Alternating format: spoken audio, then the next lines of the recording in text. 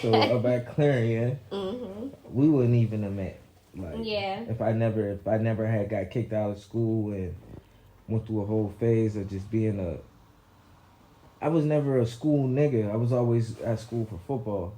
So like once football was done, people don't really pay attention to what that does to people. A lot of athletes, like just in general. Yeah, I always make music and all that, but athletes, once athletics is done, like you've been playing since you was 4, you've been the man, you've been good, you've been there, you've been here. But once you're done playing, and it's not by your choice. Yeah, that's crazy. It's like a whole like slap in the face. Yeah. Now niggas is telling you get a job. Like, you know what I'm saying? Like, how am I gonna I don't even know how to work for somebody. All I know how to do is go work out. Nigga, I got scholarships to do this shit. Yeah. They was paying me for this, so this is my whole life. Like, and then you go through a whole little, I went through like a 5-6 year phase until I had my son. That I was just like spiraling down, up, doing shit that like I'll go do some bullshit in the hood, and like the older niggas will be like, damn, bro, what happened with football? You know what I'm saying? You like, man, that shit ain't working out. That shit done, that shit over with. I'm trying to see what's up with this. Yeah. And then you go through a whole little spiral with that, because you like, I ain't trying to work, but I'm trying to get some money. Right. And I'm supposed to be the one out of all my friends who's indicted and all that. I'm supposed to be that one who make it out. But then you get in your own way and you cut your legs from underneath you, and then you gotta change from that. That was just a big flip for me. Yeah. That shit was huge. I still be feeling like recovered. I don't even watch football the same no more after that shit. Swear to God. That is a heavy, what's the word I want to say?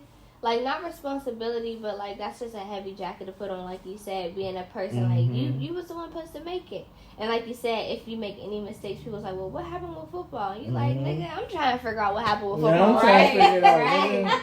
Yeah, that's... act like you quit. Like, nah, bro. It gets to a point, like... For sure. Because people talk to you like you have a decision within you staying on the team or not, when it all comes down to your performance. Exactly. Like, so... And it's like, people forget that it's an establishment, too. Yeah. There's seniors, there's people who fundraise, still in college. Like, there's no motherfuckers who might know...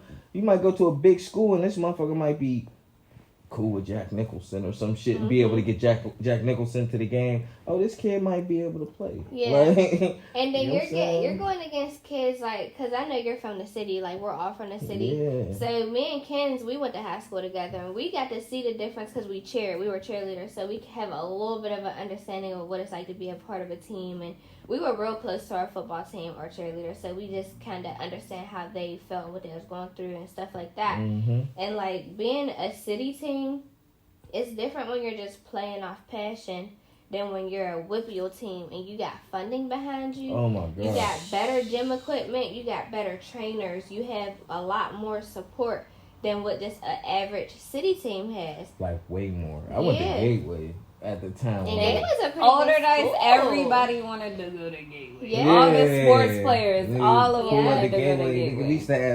We used to have like 6 uniforms. Yeah. The cheerleaders making us cookies, signs. Like it was turned like. That's one thing. I'm happy. Like, they had sunbeams. We had everything, bro. Yeah. They get you. Look. You get a bag of chips. It's like, oh, it's game day. I got a bag of chips. You had a gift basket. What? Every Friday. Every Friday. No, I we get would a do different that sign for on my ours. locker. I wanted a different sign. We did that, I think, for our football team, like, once a season, though. It would be something special, like for homecoming or something. Or, senior day, like, we would make little gift bags for them, little stuff, like, with protein bars. We had money. No, That's that shit was what it regular. come down to. That shit was over regular. Y'all was spoiled. We was spoiled as fuck.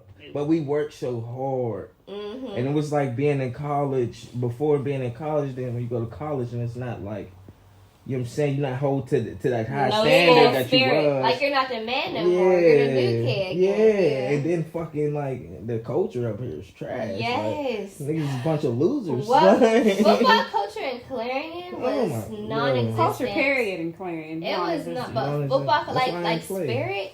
Like we coming from the dice, we had such our principal was amazing. We had crazy school spirit. Like it was insane. Like it didn't matter what sport it was. Like if you was involved in anything extra, we supported everybody. We would go to wrestling games. Volleyball. We seen the swimming team. Yeah, we would go to softball. Like we were just so involved in our sports, and but I feel like the foundation of that was because we was all friends. Like black people, white people, all the foreigners. We had every type of kid at Older Dice, and we all rock with each other.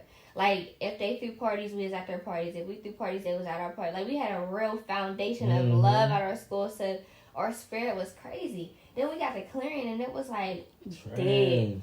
That shit was trash. Black people. What? We don't know y'all. We don't want y'all. We don't like y'all. Don't come to our parties. We turn y'all around. Like it was just different. It was so different. The crazy thing is like. Clarion and Robert Morris wasn't much different at all. I don't feel like any colleges are much different, depending on like the region that you're in. But in Pennsylvania, if you anywhere in Pennsylvania or near, you gonna run into the same bullcrap. Like, and that's colleges, get y'all shit together.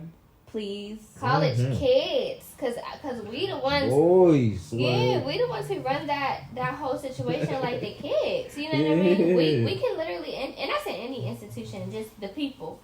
I feel like the people, we're so used to being governed, and this is just in life. Like even in real life, like we're so used to our government running what we got going on. We're supposed to be running the government. Like we're the people. The government supposed to work for the people. So that's everything. The boards at schools, the boards at jobs.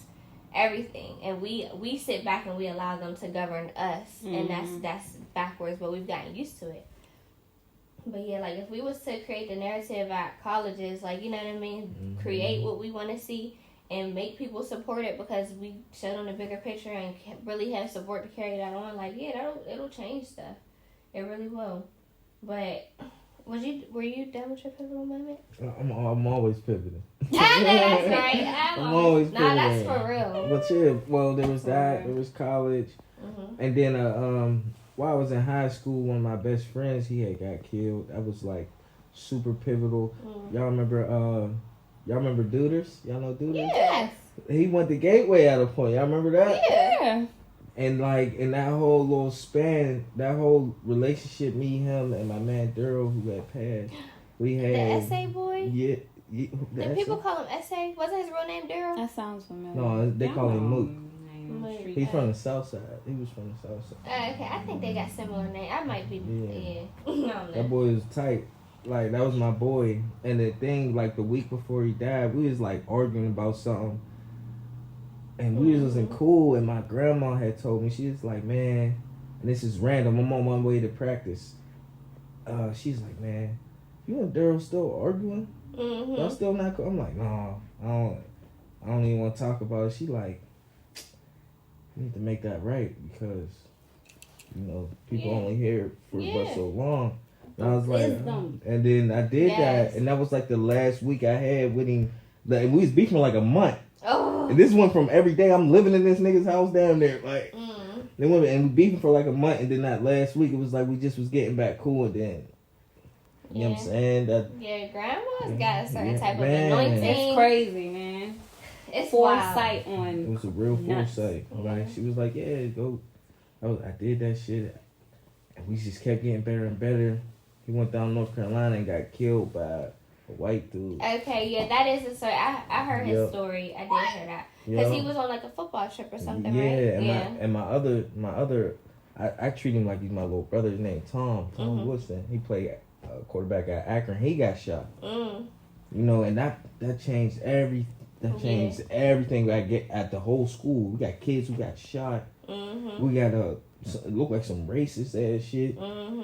Motherfucking some weird shit happened where Duders had to go, and it was like, yo, like too much. Our quarterback got a hole in his leg. Like, he's a good kid. Like, this ain't no nigga looking for problems. This is a nigga looking for scholarships with that changed his life. He gets shot in the leg, people start pulling his offers.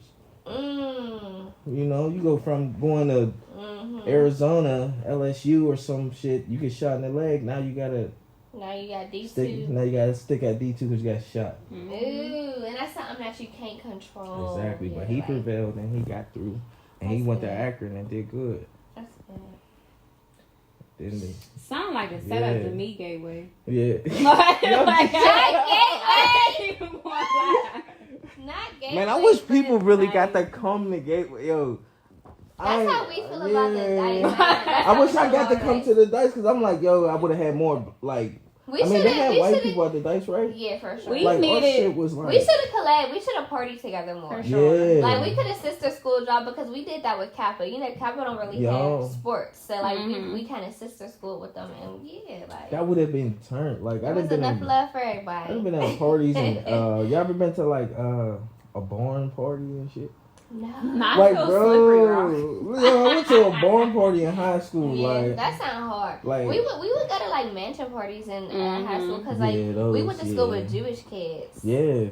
You know they got money. Nah, but in Monroeville too. Right? Yeah, heck yeah, man. What for sure. Y'all's like the gateway of the city schools. Older for like no for y'all's real. a melting pot. Like, for real, that's why I'm like we should have. Why didn't we link up? Maybe we should put the buzz in the kids' ears. Like y'all link up. Real quick. Link up. Cause this shit gonna be turned. Like. Yeah, that's crazy. But yeah, that's crazy. Like with the boy, getting shot in the leg and like his scholarship's getting taken because that's crazy. That reminds me of Set It Off. Remember on Set It Off when she sacrificed her body. To get some money for her little brother, and then her brother ended up getting killed. It's stuff like that, like that really, I feel like, open your eyes about life. Like, yeah, there's nothing that we can do about how life is going life. Like, that's how I'm a firm believer in, because I've back and forth with this thought, which is life already written, before we live it? Like, do we already have a story that's written? And how much do we contribute to it? How much can we plot twist it and stuff like that? And I do believe that the decisions we make have a lot to do with the way that we go through our story. But I feel like our story is written. Like the pivots are already pinpointed in the road where we're going to pivot at. I feel like, the end, the beginning, all that stuff is already set in stone. And just based on the way we walk the road is how we experience the life. You know what I mean? For sure. Because it's just like, what can you possibly do about that? Like, you can literally, I had one of my best friends, like, he went vegan and turned up in football, went crazy. He was on not CNN, what is it? Sports, whatever the sports channel is, for weeks and weeks and weeks and weeks in a row. And he was about to get signed to a team, and then somehow the whole league in that area just shut down. What? And it's like, what do you do about something like that? How do you feel like you want to take advantage of your time here on Earth? I feel like I just like to do what I want to do. You know what I'm saying? So whether it's good or bad? Whether it's good or bad. Like, for real. Like, that's real, though. That's real. I want to do what I want to do. Within thinking of the concept of, is it already written out? Or are you making it while it's going on? So, like, is good or bad really a good or bad thing? Like, that's what, like, is it? Like, because usually at your lowest time, that's when the good shit start to happen. Like, I know what you mean, but them low times I feel like are low times you can't control. But is there a good and a bad? There's for surely a good and a bad. So, and can you decide whether you want to do good or bad? You absolutely can. Now, if you want to decide still to do bad, that's on you. Exactly. But just know what it comes with. Exactly. And be accepting of that. Exactly. What do that look like? That what do you utilize in your life to the fullest look like? More like throwing on every single hat that I've ever wanted to try. You feel me? Like when I say every single hat, I mean like top hats. Like we're going top hat time. Are you talking about like labels? Labels, anything. I thought you meant literally hats. While I was coming up, like when I was a kid, anything that I wanted, I want a nice car, I'm gonna get one. I want a big house, I'm gonna get one. I want to act in a movie. I did that already. I just did that. I want to make music. I'm doing that. I want to get on a podcast. I'm here right now. You know what I'm saying? Or anything. Like, I'm just trying to check off the list. Then it's going to start getting to, okay, I want to go to Dubai. then I'm gonna jump out of a plane, nigga. Like, you feel me? Like, I just basically don't die without doing anything. I've always been curious about. I want to check it all off. Like, that's what my life look like, and I ain't worried about if it's already written or not, because I feel like I'm writing the shit as it goes. Right.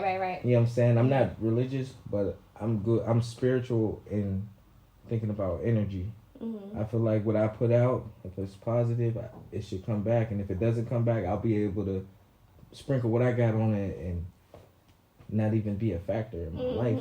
Sure. Absolutely, yeah. Pretty much. Do what you want. Like, don't die with wonders or with wishing that you could have or should have. Yeah, that's true. Especially young. Like, niggas be 60 years old getting a Corvette. I'm trying to get that bitch next year. Swear. You feel me? I'm trying to have my hair flapping, not my baldy. Shut up! Them niggas hop out the coop with the liver spots and they shit. Y'all know what I'm talking about, bro. I'm tired of these niggas.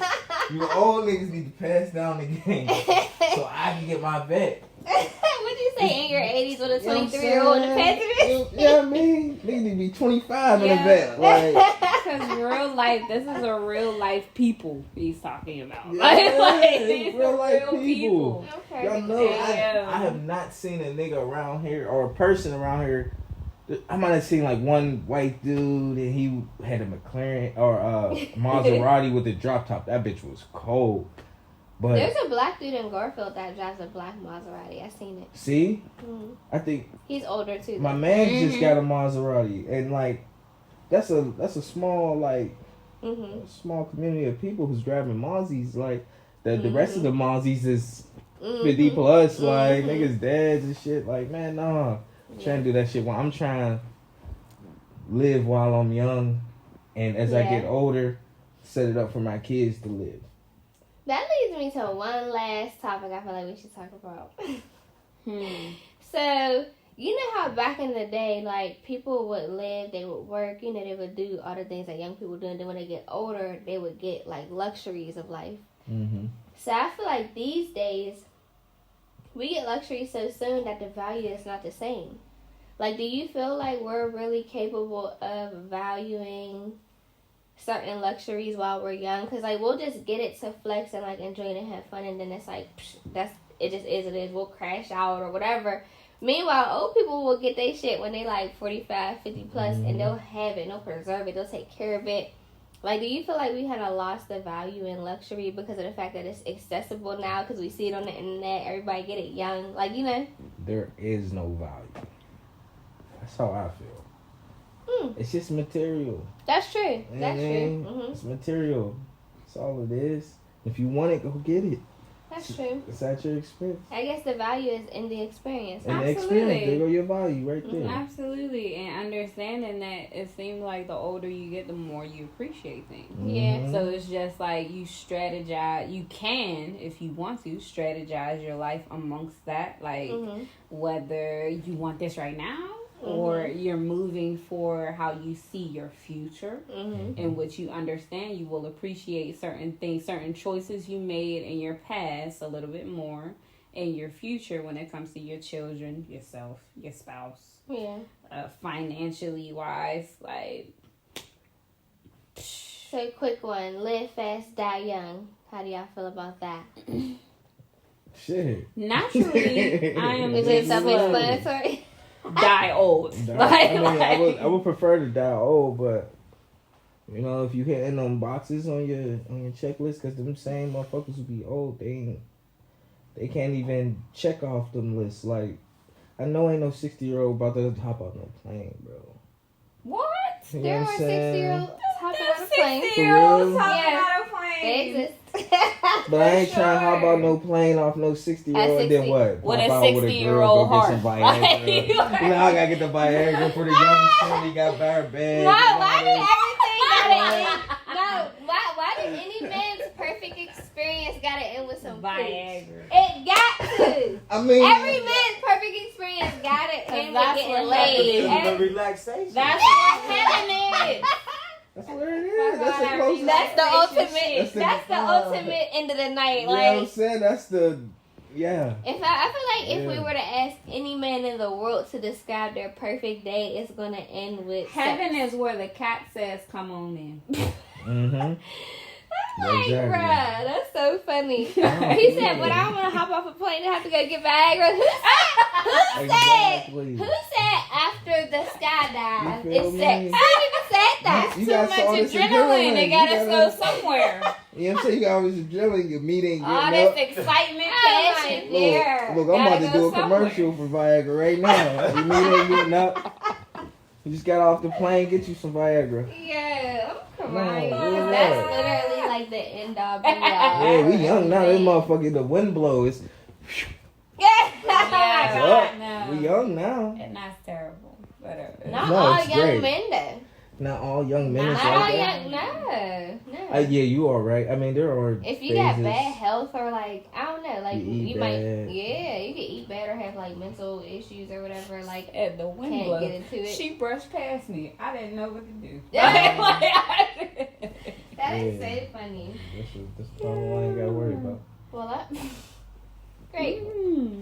Love that for you. I'm gonna stick with my nature of live slow. Die old. That is the I think feminine you can cell live in moderation. Like Live in moderation. You live can have a slow fast year, down. a slow year, a fast year, a slow year. You know, you keep it all balance. Yeah, yo. Because I don't want to wait around and then boom, you can't never do it. Like, all right, this is the last example I'm gonna give, literally. So I work in home health care, right? My client, when he was 50 years old, he was doing construction. He fell off a platform, and now he's a paraplegic. He's in his 60s now, so you know here we are like 10 years later, and there's probably mad stuff that he want to do or things that he hasn't done because of the fact that he ended up being paraplegic and that at his life's midpoint. So I'm like, that could happen to a person in their 20s and their teens. I know people who got shot and now they're paraplegic, and it's like the days when I was walking, I wish I would have, like my client always said to me, he'd be like, if I could get my legs back, the first thing I would do is just go outside and run. And I'm like, there's niggas like us who's lazy. We won't jog. We won't jog just to be healthy. Won't even walk your dog for real. Yes. Like, it's around the corner. Won't even do that. But I take her on very short walks because I'm lazy and it's cold outside. But he that, like you said, working jobs that'll make you, that'll spark your brain. Literally, like that situation makes me think so much because I'm like, yeah. So even when I start getting annoyed, like, oh my God, he keeps asking me for something. He keeps calling me to the room so I can bring him stuff. But I'm like, damn, he can't help that. Right. Yeah. Like, I bet he wants to get up and go get his own glass of water, but he can't. Like, imagine that. That's like heavy. You know what I'm saying? So I always think, like, every day when I'm taking care of him or helping him out, I think about that. Like, damn, what if I literally just got into a car accident or fell off something today and now I don't got my legs no more? What is all the shit that I'm going to wish that I had done? Put that out there. Real nice. I mean, but it's thoughts. No. Like, it's not a reality. These are real life thoughts. Because my mom used to tell me about a beautiful. For real, my mom used to tell me about a beautiful dark skinned man who used to come into her job. He worked construction. He was like, cut. Dang, you hit it one more time for us. Not a beautiful dark skinned man. Nah, bro, it's the saddest story ever. She want her a beautiful. He was fucking gorgeous in my eyes. Yes. He died. He did the same thing. Fell off. Oh, A high work construction fell off of they were building one of the towers downtown and he fell. Whoa. I'm like, girl. Well, not the UPMC, He was gorgeous. You didn't have insurance? Not insurance. No family? Girl, he was dead. I know. You have no family you pass those amazing genes to. You're funny. No, yeah, that's like a lot though. Like just thinking about, all right, what.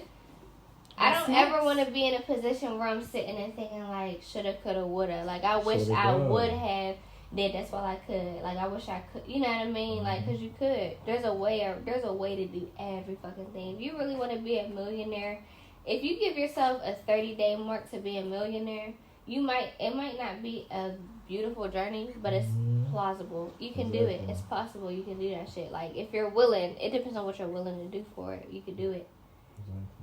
So yeah, anything is possible. Alright, well you guys don't have any more wine left because y'all just wanted to guzzle. You can call us alcoholics. Yeah. Like, it's fine. But this has been another amazing episode of Wind Down Wednesday. Thank y'all for coming. I appreciate y'all conversation and perspective, and we love being here. Yeah. It was a great, comfortable time. It was lit. It was fun, I swear. And we had like a little listening party in the back behind the scenes. Y'all missed it, sorry. Yeah. Nah, Coming soon, like the next 2 weeks. Yeah, it was so much fun. But thank y'all for coming for real. I had a lot of fun with you guys. And we talked about a lot of stuff, I feel like. And make sure y'all go and watch episode 1, 2, 3 if you haven't already. And share this with your friends. Comment, like, subscribe to my channel. And thank y'all for tuning in to Wind Down Wednesday. Bye. That's my favorite. Bye.